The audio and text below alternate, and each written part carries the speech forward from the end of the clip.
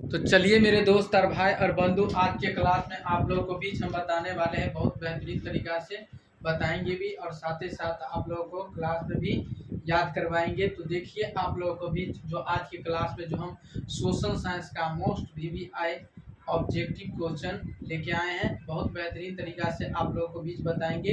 तो चलिए आप लोग साथ ही साथ हमारे चैनल पे बने रहें और साथ ही साथ आप लाइव क्लास भी कीजिए और साथ ही साथ आप लोग सब्सक्राइब भी कीजिए, आप उसे आसानी तरीका से क्लास कीजिए। तो चलिए हम बताते हैं वियना सम्मेलन के बारे में हम बताएंगे। वियना सम्मेलन आप लोग जानते होंगे, बहुत बेहतरीन तरीका से जानते होंगे वियना सम्मेलन किसको कहेंगे। तो वियना सम्मेलन हम किसको कहेंगे, बताइए। वियना सम्मेलन कब हुआ था? वियना सम्मेलन कब हुआ था? 1815 ईस्वी में हुआ था। कब हुआ था वियना सम्मेलन? कब हुआ था वियना सम्मेलन? 1815 ईस्वी में। कब हुआ था? 1815 ईस्वी में हुआ था। वियना सम्मेलन कब हुआ था? 1815 ईस्वी में। तो आपको याद रखना होगा, बहुत मोस्ट VVI ऑब्जेक्टिव क्वेश्चन है, तो आपको ये अभी से ही याद रखना होगा ताकि आपको अगले दिन दिक्कत ना हो और कहीं भी दिक्कत नहीं होना चाहिए मेरे दोस्त। तो चलिए आप लोगों को बीच वियना सम्मेलन कब होगा? 1815 ईस्वी में स्थापना हुआ था। तो चलिए दूसरा नंबर क्वेश्चन चलेंगे। मेटरनिक, क्या है?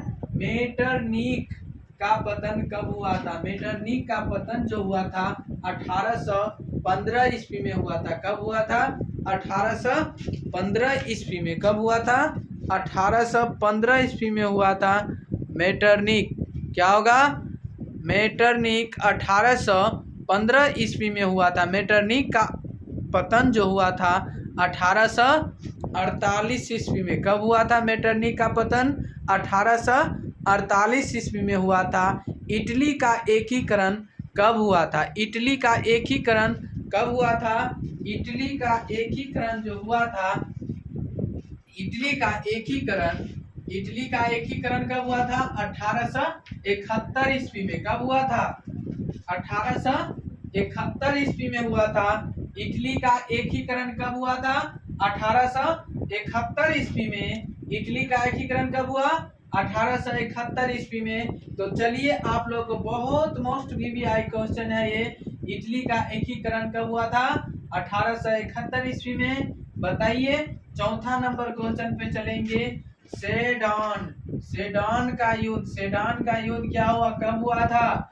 1870 ईस्वी में। सेडन का युद्ध कब हुआ था? 1870 ईस्वी में हुआ था। कब हुआ था? 1870 ईस्वी में। सेडन का युद्ध कब हुआ था? 1870 ईस्वी में। बताइए पांचवा नंबर क्वेश्चन, फ्रैंकफर्ट की संधि कब हुई थी? फ्रैंकफर्ट की संधि कब हुई थी?